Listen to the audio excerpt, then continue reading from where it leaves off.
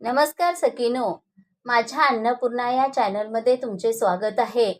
आज मी तुम्हाला गणपती बरोबर आपण कोणती चूक करतो हे आज या व्हिडिओमधून तुम्हाला सांगणार आहे।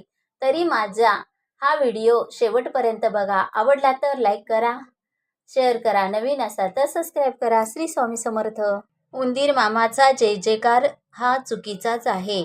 आपण गणपती बाप्पा मोरया पाठोपाठ उंदीर मामा की जय म्हणण्याची टूम सुरू झाली आहे। लहान मुलासाठी गंमत म्हणून एखाद्या वेळेस म्हणणे ठीक आहे, परंतु उंदीर हे रूपक असून आपले यश, सुख, समृद्धी कुरतडणाऱ्या गोष्टीचे ते प्रतीक आहे। त्यावर बाप्पाने अंकुश मिळवून ताबा ठेवला आहे आणि आपण मात्र मजेत खलवृत्तीचा जय जयकार करत आहोत। ते थांबायला हवे। त्यासाठी पौराणिक कथा आणि त्या रूपक कथेमागील तर्कशास्त्र याचा नीट विचार करायला हवा।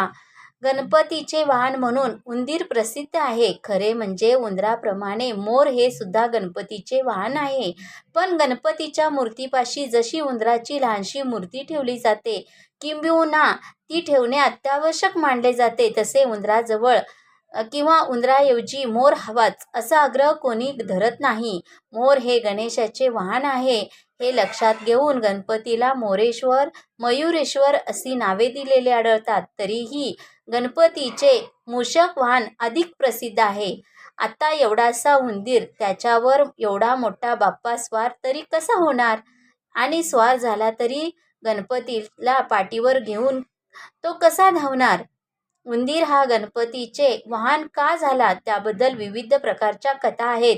त्यापैकी एक कथा अशी, क्रोच नावाचा एक गंधर्व इंद्रसभेत उपस्थित असताना चुकून त्याचा पाय वामदेवाला लागला। रागावलेल्या वामदेवाने तू उंदीर होशील असा शाप दिला।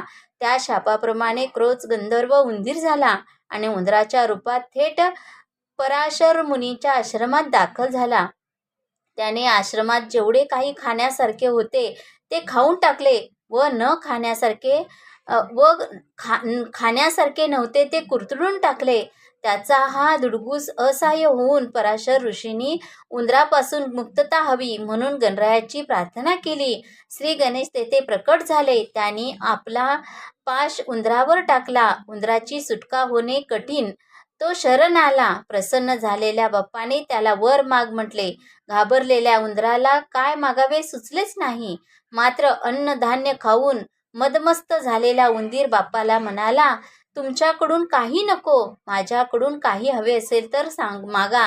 यावर बाप्पा हुशारीने म्हणाले, ठीक आहे, आजपासून तू माझे वाहन हो।